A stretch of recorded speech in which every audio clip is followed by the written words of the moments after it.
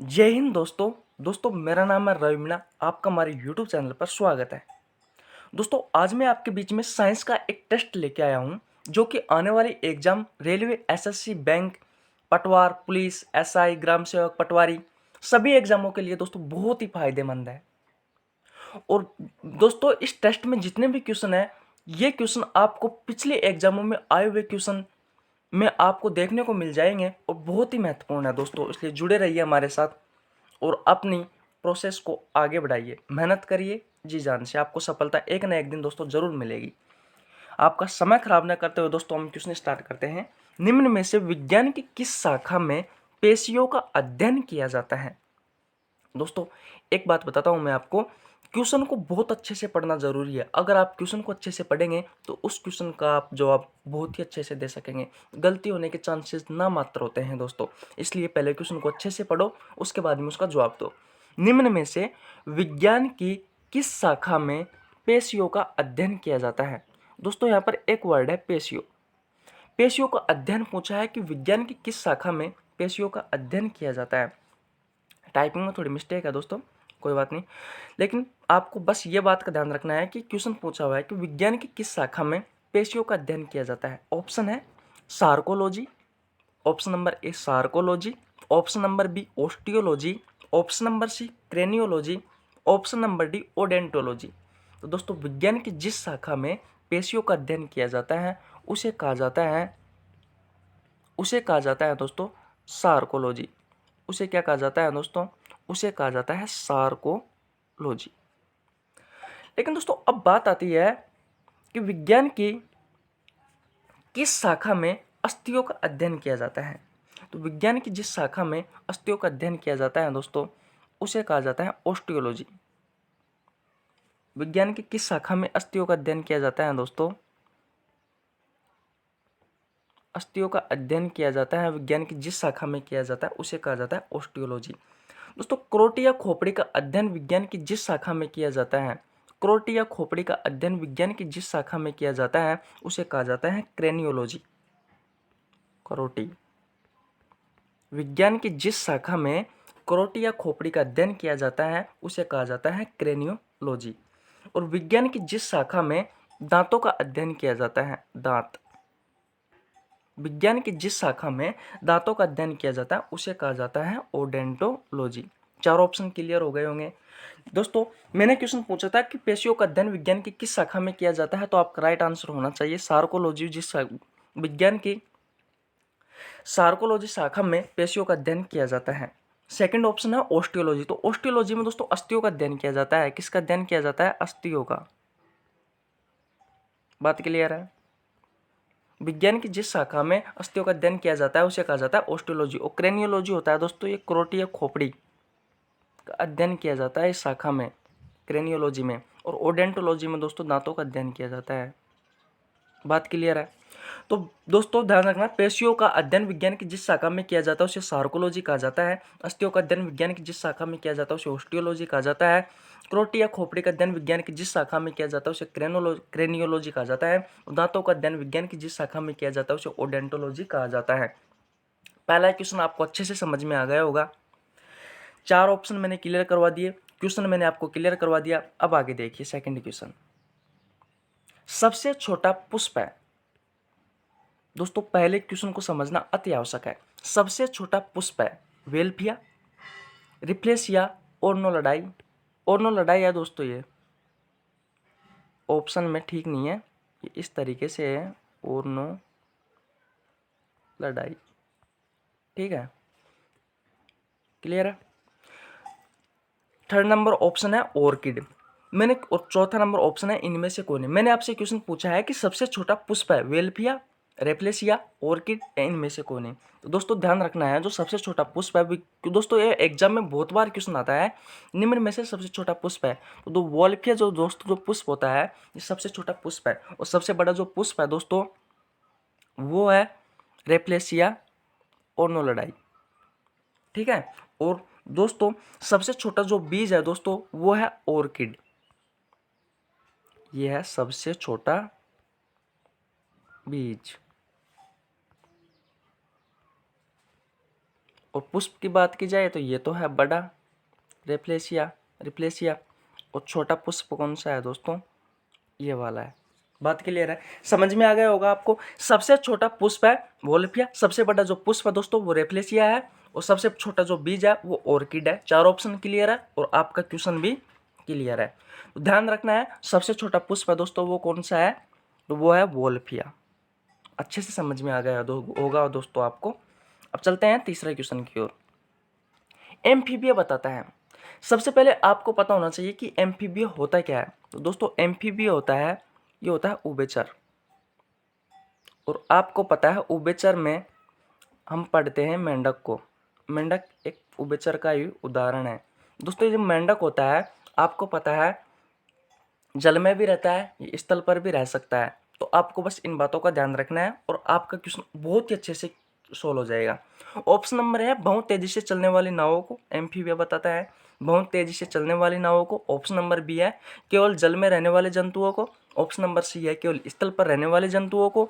Option number D है जल व स्थल दोनों पर रहने वाले जंतुओं को। तो दोस्तों मैंने बताया अभी आपको जो एम्फीबिया होता है वह उभयचर एम्फीबिया उभयचर को कहा जाता है। और उभयचर में जो आता है वो मेंढक आता है। मेंढक है ना जल में और स्थल में दोनों में रह सकता है। इसलिए मैं कह सकता हूँ कि इसका जो राइट आंसर है दोस्तों वो जल व स्थल दोनों में रहने वाले जीवों को कहा जाता है एम्फीबिया। बात क्लियर है? तीसरा क्वेश्चन अच्छे से क्लियर हो गया। एम्फीबिया उभयचर को कहा जाता है और उभयचर का जो उदाहरण है दोस्तों वो मेंढक है, क्योंकि मेंढक है वो जल में भी रह सकता है स्थल पर भी रह सकता है। तो कहने का मतलब ये है कि जो एम्फीबिया है एम्फीबिया बताता है जल व स्थल दोनों में रहने वाले जंतुओं को। चलते हैं नेक्स्ट क्वेश्चन की ओर। मनुष्य की खोपड़ी में कुल कितनी अस्थि होती है? 8 option number A. Option number B 30। Option number C है 32। ऑप्शन नंबर डी है 34। दोस्तों आपको ध्यान रखना है जो मनुष्य की खोपड़ी होती है, मनुष्य की खोपड़ी में 8 अस्थि होती है। कितनी अस्थि होती है? 8 अस्थि होती है। दोस्तों जो कान होता है एक कान में होता है 3 अस्थि और दोनों कानों में होती है 6 अस्थियाँ। दोनों कानों में कितनी अस्थि होती है दोस्तों? 6 अस्थि होती है। कान में अस्थि होती है, एक होती है मीलियस, एक होती है इनकस, एक होती है स्टेपिज।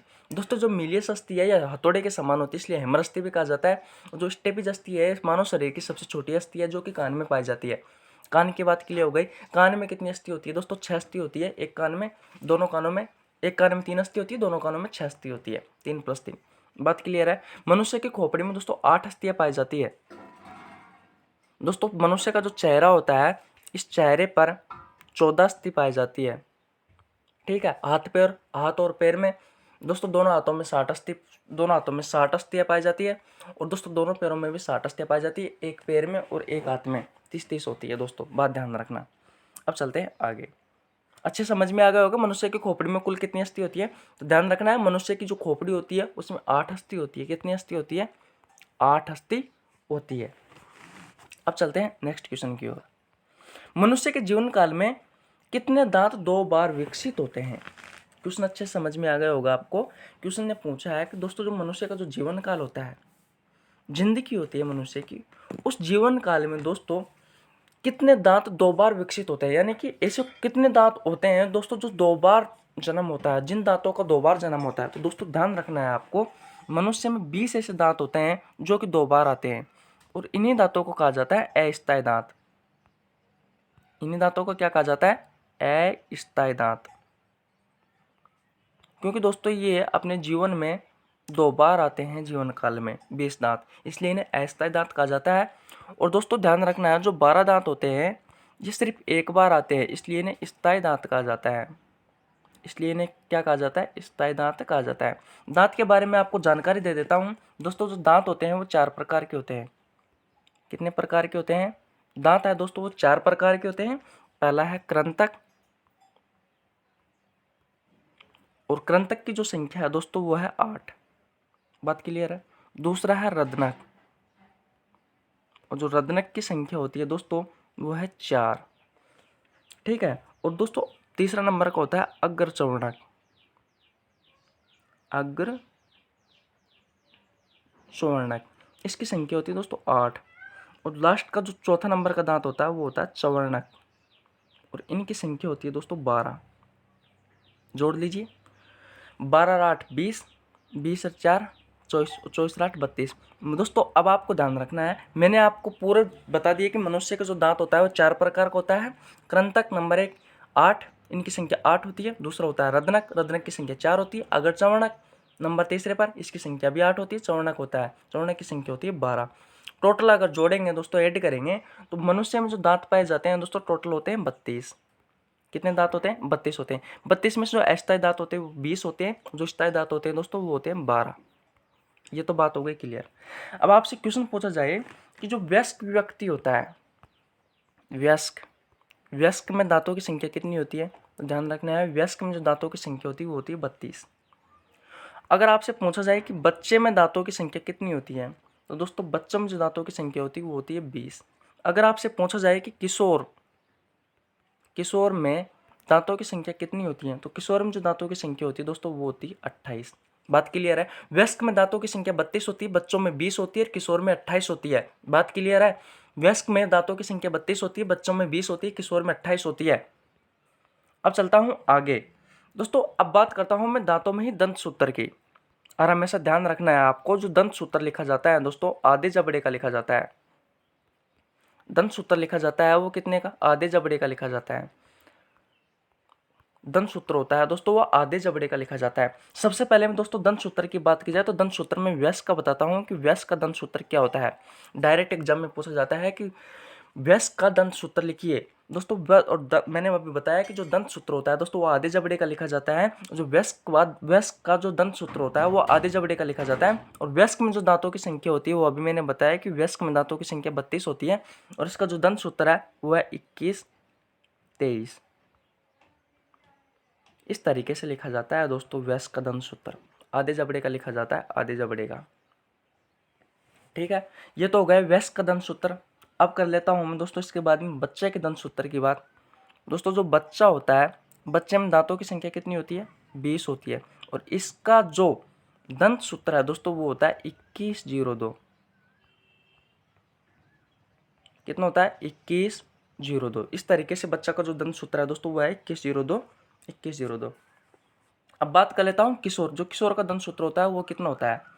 तो जो किशोर का दंत सूत्र होता है दोस्तों वो ये होता है कि जो किशोर होता है, किशोर में दांतों की संख्या कितनी होती है? तो किशोर में दांतों की संख्या होती है 28। और इसका जो दंत सूत्र है दोस्तों वो है 2122।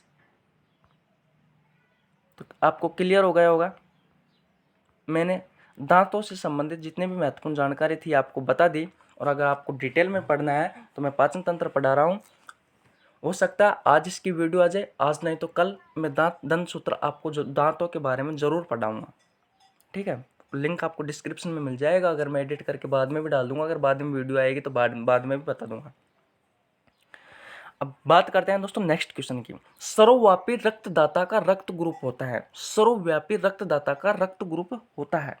क्वेश्चन पूछा है दोस्तों कि रक्तदाता का रक्त ग्रुप होता है सर्वव्यापी रक्तदाता। सबसे पहले आपको पता होना चाहिए कि रक्तदाता क्या होता है। एक होता है सर्वग्राही और एक होता है सर्वदाता। एक तो होता है सर्वदाता और एक होता है सर्वग्राही। सर्वग्राही तो क्या होता है और सर्वदाता क्या होता है, दोनों चीज़ों के बारे में आपको पता होना जरूरी है दोस्तों। जो सर्वदाता होता है वो क्या होता है कि सबको ब्लड दे सकता है। सबको ब्लड दे सकता है, चाहे वो कोई सा भी समूह का हो, किसी भी ग्रुप, उसका ब्लड ग्रुप कोई सा भी हो, वो सबको ब्लड दे सकता है, वो होता है सर्वदाता। और दोस्तों सर्वग्राही वो होता है, सर्वग्राही वो होता है जो सब में से ब्लड ले सकता है। अगर कोई व्यक्ति सर्वग्राही है, अगर उसका ब्लड ग्रुप सर्वग्राही है और वो किसी भी व्यक्ति का ब्लड ग्रुप कोई भी हो, वह सब में से ब्लड ले सकता है, वो होता है सर्वग्राही। तो क्वेश्चन ने पूछा है कि सर्वव्यापी रक्तदाता का रक्त ग्रुप होता है। आपको आंसर देना है ओ दोस्तों। और जो ओ होता है वो सर्वदाता होता है। बात क्लियर है। और जो ए बी होता है दोस्तों वो होता है सर्वग्राही। तो अच्छे समझ में आ गया होगा कि सर्वदाता क्या होता है और सर्वग्राही क्या होता है। बात क्लियर है। सर्वदाता है ओ और सर्वग्राही है ए बी। अब क्वेश्चन ये तो पूछ लिया जाता है कि सर्वदाता और सर्वग्राही ये तो हो गए, लेकिन अगर क्वेश्चन आपसे पूछा जाए कि वास्तविक सर्वदाता कौन सा होता है, भाई ओ भी प्लस भी हो सकता है, ओ माइनस भी हो सकता है, ये तो आपको पता चल गया कि जो सरोदाता होता है वो होता है। लेकिन ओ में भी कौन सा अगर क्वेश्चन आपसे पूछा जाए कि वास्तविक सरोदाता ओ प्लस या ओ माइनस, तो दोस्तों ध्यान रखना जो वास्तविक सरोदाता होता है, जो वास्तविक सरोदाता होता है वो होता है ओ माइनस। कहने का मतलब जो ओ माइनस है ये सबको ब्लड दे सकता है, सबको, चाहे वो प्लस हो ए बी प्लस हो ए बी माइनस हो, ए प्लस हो ए माइनस हो, बी प्लस हो बी माइनस हो, सबको दे सकता है दोस्तों ओ माइनस वास्तविक सरोदाता। इसलिए इसे वास्तविक सरोदाता कहा जाता है क्योंकि ये ब्लड सबको दे सकता है, चाहे ए प्लस हो, चाहे ए माइनस हो, चाहे बी प्लस हो, चाहे बी माइनस हो, चाहे ए बी प्लस हो या ए बी माइनस हो। बात क्लियर है। अब बात कर लेते हैं कि वास्तविक सर्वग्राही, वास्तविक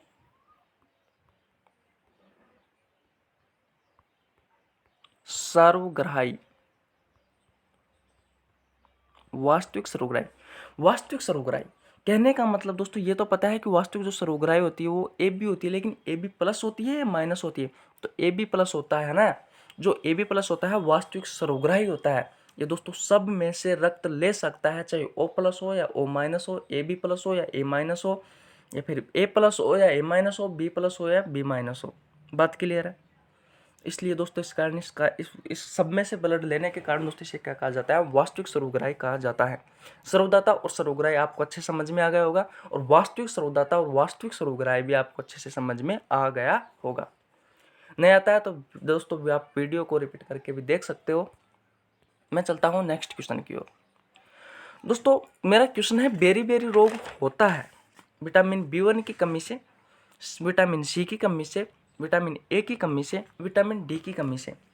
दोस्तों इसका जो राइट आंसर है वो है बी1 की कमी से। जो बेरी बेरी रोग होता है दोस्तों वो होता है बी1 की कमी से। किसकी कमी से होता है, विटामिन बी1 की कमी से। बात की जाए सी की कमी से कौन सा रोग होता है, सी की कमी से कौन सा रोग होता है, तो मेरे भाई सी की कमी से जो रोग होता है उसे कहा जाता है स्कर्वी। दोस्तों स्कर्वी जो रोग होता है इसमें क्या होता है कि जो हमारे मसूड़े होते हैं, जो हमारे मसूड़े होते हैं, इन मसूड़ों में क्या आ जाता है, रक्त आ जाता है। इन मसूड़ों में क्या आ जाता है, रक्त आ जाता है। तो विटामिन सी की जो कमी से रोग होता है वो स्कर्वी होता है। स्कर्वी में क्या होता है, मसूड़ों से खून आ जाता है। विटामिन सी की बात क्लियर हुई या नहीं हुई। विटामिन सी की कमी से स्कर्वी रोग होता है और मसूड़ों में रक्त आ जाता है। अब चलते हैं विटामिन ए की ओर। दोस्तों जो विटामिन ए होता है, इस विटामिन ए की कमी से जो रोग होता है वो होता है रतौंधी। और दोस्तों जो रतौंधी है, इस रतौंधी का संबंध होता है आंख से। और इस बीमारी में होता क्या है दोस्तों, रात के समय में शुरू प्रारंभिक अवस्था में क्या होता है, जब प्रारंभिक रतौंधी रोग होता है उस समय रात में दिखाई नहीं देता, रात को दिखाई नहीं देता। और जब इसकी मात्रा बढ़ जाती है, जब ये रोग अधिक मात्रा में हो जाता है तो दिन में भी दिखना बंद हो जाता है दोस्तों इसमें कभी कभी। तो आपको ध्यान रखना है कि विटामिन ए की कमी से कौन सा रोग होता है, विटामिन ए की कमी से जो रोग होता है वो होता है रतौंधी। और रतौंधी का संबंध किससे है दोस्तों, आँख से है। इसमें कभी कभी रात में भी दिखना बंद हो जाता है। बात क्लियर है। और अगर इसकी ज़्यादा बढ़ जाता है दोस्तों ये रोग तो दिन में भी दिखना बंद हो जाता है। फिर वो उसका बहुत सारे इलाज है, ऑपरेशन वगैरह, ठीक है। अब बात करता हूँ विटामिन डी की। तो विटामिन डी की जो कमी से रोग होता है दोस्तों बच्चों में तो अलग होता है और वयस्क में अलग होता है। बच्चों में अलग होता है और वयस्क में अलग होता है। बच्चों में जो रोग होता है दोस्तों वो होता है रिकेटस, ठीक है। और जो बड़ों में जो रोग होता है दोस्तों वो होता है ओस्टियोमलेशिया। ओस्टियोमलेशिया यहाँ लिख देता हूँ, ध्यान रखना, जगह नहीं है थोड़ी सी, है ना।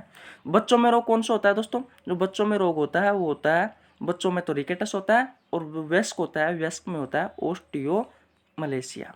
दोस्तों ये दोनों ही रोग हड्डियों से संबंधित हैं। किससे संबंधित है, हड्डियों से संबंधित है, हड्डी से संबंधित है। विटामिन डी की कमी से बच्चों में तो रिकेटस होता है और वयस्क होता है उसमें ओस्टियोमलेशिया होता है, और ये दोनों ही रोग हड्डियों से संबंधित हैं। इसमें दोस्तों हड्डी होती है वो कमजोर हो जाती है, अकड़ने लग जाती है, ध्यान रखना। और जो रिकेटस होता है दोस्तों इसे सूखा रोग भी कहा जाता है। तो ध्यान रखना है, बच्चों में रिकेटस रोग हो जाता है विटामिन डी की कमी से, और वयस्क में दोस्तों ओस्टियोमलेशिया रोग हो जाता है। किससे संबंधित है, हड्डियों से संबंधित है, ठीक है।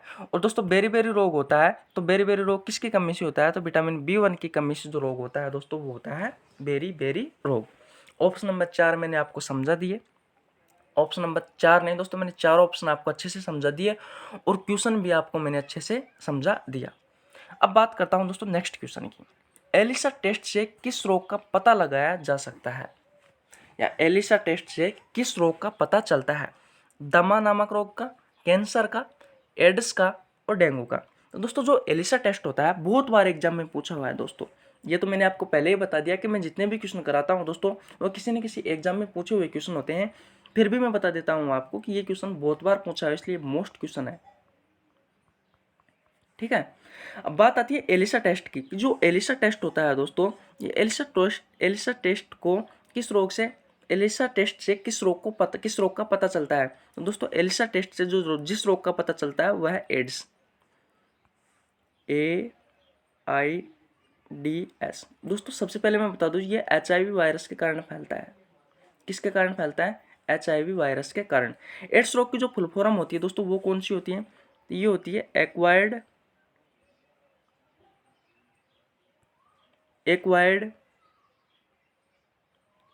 इम्यूनो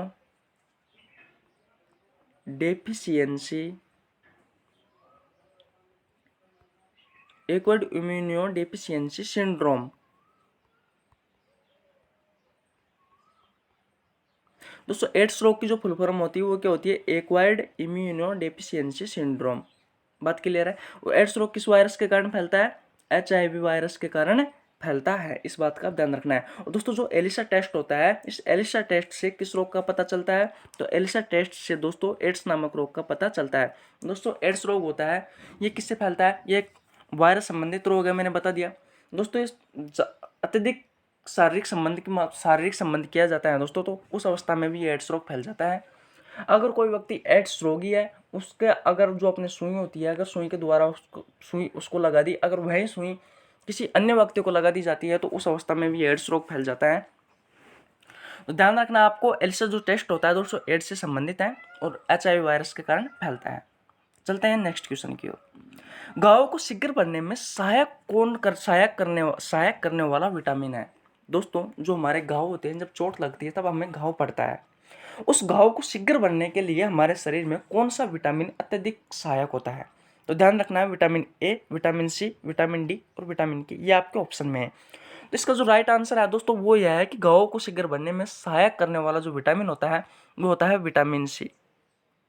और दोस्तों ऐसे कौन से विटामिन C के स्रोत है जिसकी सहायता से घावों को भरने में आसानी होती है? तो बता दूं मैं आपको कि विटामिन जो C होता है इसका जो रासायनिक नाम है सबसे पहले वो देख लीजिए।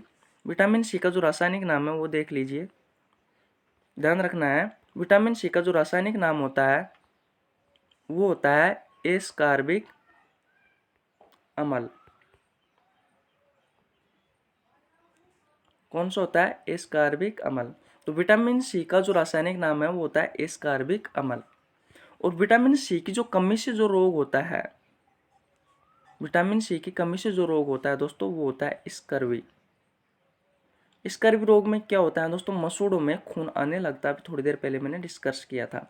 तो विटामिन C की कमी से रोग कौन सा होगा? स्कर्वी। विटामिन C का जो रासायनिक नाम होता है वो होता है एस्कॉर्बिक अम्ल। और दोस्तों अब बात आती है इसके स्रोत की। विटामिन C के जो स्रोत है दोस्तों जिससे कि हमारे घावों को शीघ्र बनने में सहायता होती है, तो दोस्तों अधिकांश जितने भी खट्टे फल हैं, वह खट्टे फल दोस्तों सभी विटामिन C के स्रोत होते हैं। अगर मैं एग्जाम्पल की बात करूं दोस्तों तो मौसमी हो गई, नींबू हो गया, संतरा हो गई, जैसे कि आंवला हो गया, अमरूद हो गया। बात क्लियर है? और दोस्तों विटामिन C का जो सबसे अच्छा स्रोत है दोस्तों वो है मिर्ची। तो मैंने जितने भी बताए, मौसमी, नींबू, संतरा, आंवला, अमरूद, मिर्ची, दोस्तों ये सभी विटामिन C के अच्छे स्रोत हैं। और इन विटामिन C के स्रोतों को सेवन करने से दोस्तों आपके जो शरीर में जो घाव है दोस्तों उन घावों को भरने में बड़ी आसानी होती है। तो इसलिए आपको ध्यान रखना है कि घावों को शीघ्र भरने में जो सहायक विटामिन होता है वो होता है विटामिन C। कौन सा विटामिन होता है दोस्तों? वो होता है विटामिन C। अब चलते हैं नेक्स्ट क्वेश्चन की ओर। जार्विक सेवन क्या है? दोस्तों बहुत बार एग्जाम में पूछा हुआ है, बहुत बार। लैटिन अमेरिका देशों का एक संगठन है जार्विक सेवन, या फिर कृत्रिम हृदय है, या फिर अफ्रीका में सक्रिय आतंकवादी ग्रुप है। या फिर इनमें से कोई नहीं? दोस्तों बहुत ही इंपॉर्टेंट क्वेश्चन है दोस्तों, बहुत ही इंपॉर्टेंट क्वेश्चन है। बस आपको ये ध्यान रखना है कि जो जार्विक सेवन है वह एक प्रकार का कृत्रिम हृदय है। ऑप्शन इस तरीके से बहुत खतरनाक आते हैं, इसलिए आपको कंफ्यूज नहीं होना है। जार्विक सेवन क्या है तो जार्विक सेवन क्या है, एक कृत्रिम हृदय है। धन्यवाद दोस्तों हमारे साथ यहाँ तक जुड़ने के लिए। अगर आपको वीडियो अच्छी लगती है तो वीडियो को लाइक कर दिया करो यार, और अपने दोस्तों को बता दिया करो। जय हिंद, जय भारत।